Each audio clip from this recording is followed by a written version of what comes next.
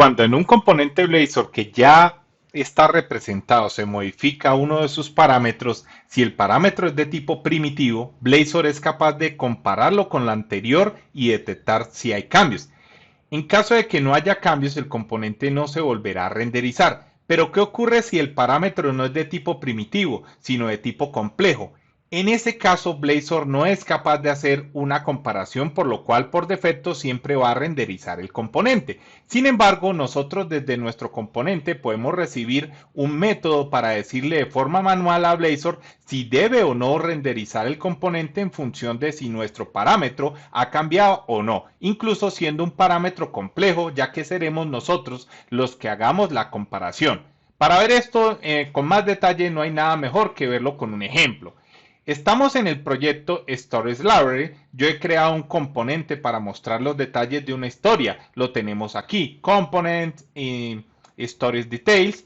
¿Qué tenemos aquí en Stories Details? Pues tenemos un marcado para pintar nuestra historia. Si la historia es nula, pues decimos cargando historia, y si no es nula, pues pintamos todo el encabezado con el título, el autor, la fecha de publicación, la región, article, para pintar el texto y aquí el texto, pero fíjense que estamos aquí usando un casting de string a markup string. ¿Por qué? Por defecto, si pintaremos directamente el string del texto, ese string sí llevará HTML. Se pintará tal cual codificando el HTML para que también apareciera. Como lo que nosotros queremos es inyectar HTML, no pintar su código, utilizamos el markup string para que el HTML se pegue tal cual. Bien, y este story.test convert to HTML, que es una extensión que está aquí, string extension, y que lo que hace es meterle un párrafo por el medio y reemplazar los saltos de línea por nuevos párrafos.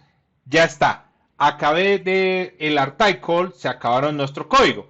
Bien, ahora vamos a ver la magia de esto. Tenemos aquí en component stories details y vamos al CS. Vamos a ver el código CS de esto. Tenemos aquí una variable privada que se llama previous story.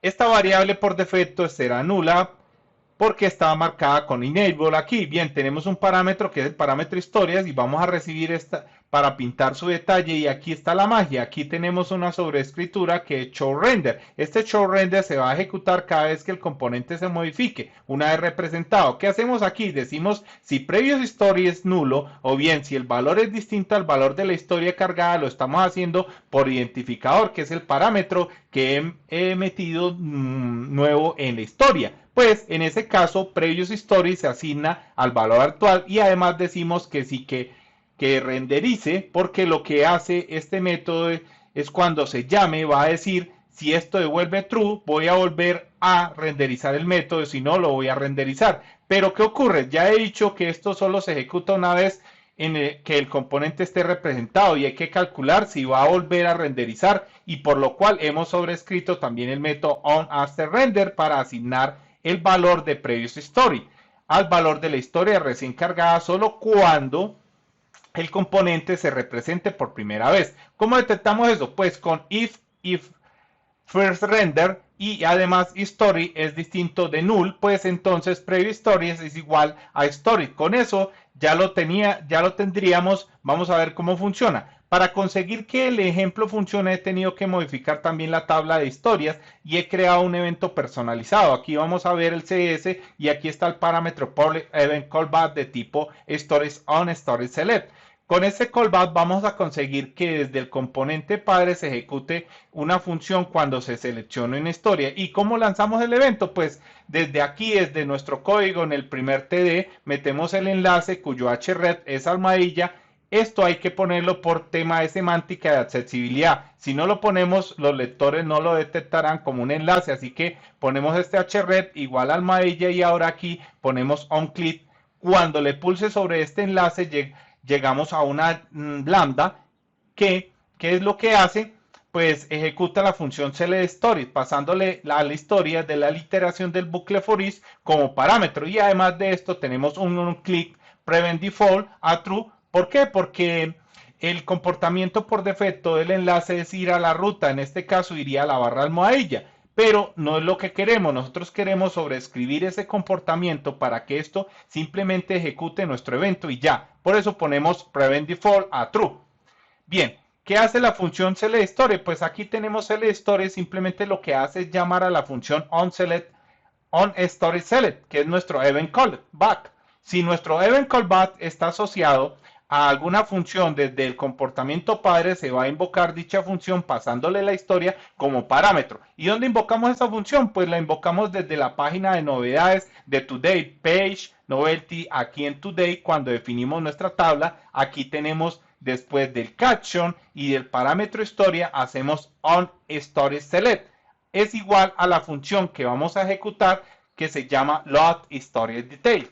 ¿Qué hace esta función? Pues aquí la tenemos, loadStoryDetail, que recibe el parámetro de tipo historia, que es la historia seleccionada en la tabla, y aquí simplemente asigna selectHistory a la historia recibida. Una vez la variable tiene valor, como el componente ha cambiado de estado al ejecutarse el evento, aquí hemos puesto si selectStory es distinto de null, significa que hay una historia cargada. Hemos seleccionado una historia en la tabla, por lo cual pintamos el componente storyDetail con el parámetro stories asignado a selectStory. Bien, vamos a ver si esto funciona. Compilamos Shift F6 y ejecutamos con F5. He puesto un punto de parada en showRender y onAfterRenderAssign dentro de nuestro componente de detalle. Vamos a ir a novedades.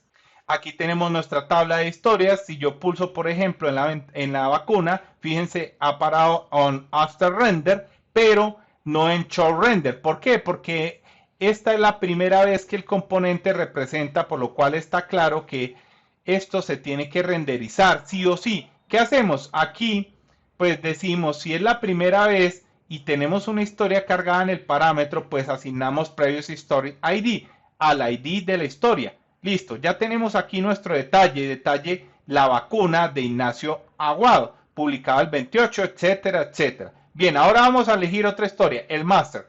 ¿Qué ocurre ahora? Ahora sí que está ejecutando el show render y aquí decimos previous story ID no es null, además es diferente de la historia anterior. Es en el caso por el cual asignamos previous story a la actual. Le decimos que sí, que el componente se tiene que renderizar porque ha cambiado la historia que recibíamos como parámetro. Y ahora aquí en el after render, como ya no es la primera vez, no entramos en esta condición y simplemente continuamos. ¿Ven? Aquí ya tenemos el detalle con la nueva historia, detalle del master de Cristóbal Lafuente, pero si ahora volvemos a pulsar otra vez en el master, vamos a show render, en este caso previous story ID es igual a stories ID, por lo cual va a devolver false, es decir, este detalle no se va a volver a renderizar ya que el identificador es el mismo, es la misma historia, por lo cual es realmente en el DOM no va a haber ningún cambio. Y ahí lo tenemos, como no ha cambiado, que directamente el sistema no ha renderizado el componente. Quizás en este componente tan sencillo verificar los cambios no es muy tedioso, pero imagínense que el componente fuera más complejo y tuviera muchos subcomponentes. Con el show render podemos evitar problemas de rendimiento en este tipo de casos.